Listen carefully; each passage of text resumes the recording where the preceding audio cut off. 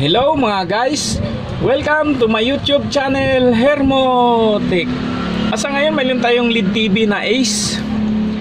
Ang complaint dito ay yung kanyang mga touch switch ay hirap na raw gumana. Katunayan dinala rito ay ito na, nakalabas na yung kanyang switch, nilabas na nila. Tingnan nyo naman, kinakalawang na siya.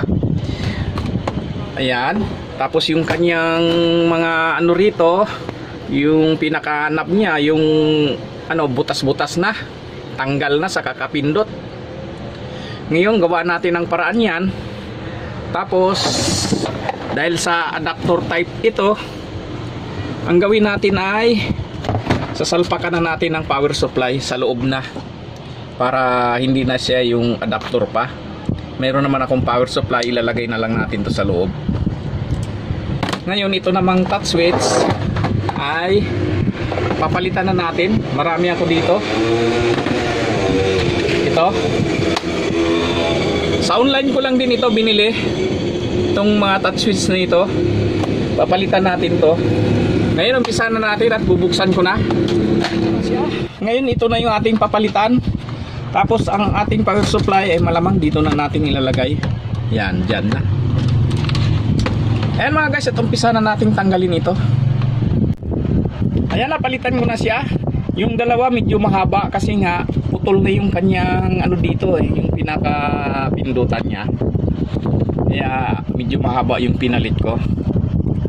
Ngayon ang gagawin natin ay i-plaster na natin dito. Ayan na, naisalpa ko na yung ating power supply. Nandito na siya. Ngayon yung kanyang touch switch ay okay na rin. Naibalik ko na rin.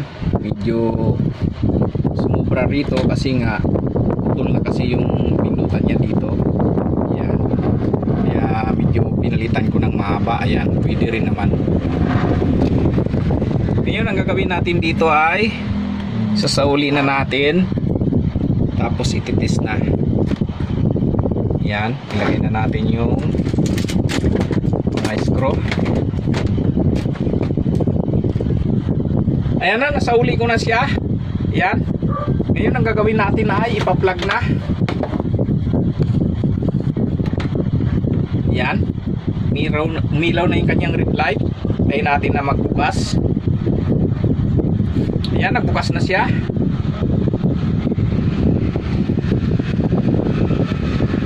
Ayan. Tapos yung kanyang volume, yung kanyang ayan, okay na. Yan. Yan, pati yung volume niya gumagana na rin.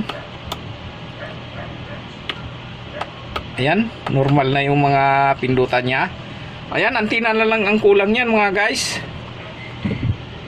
Ayan lang, at sana may natutunan kayo sa aking video. Ngayon, pagka halimbawa medyo matigas na ritong pindutin yung mga touch switch niya, may nabibili naman, sa online ko lang binili yun, yung touch switch niya.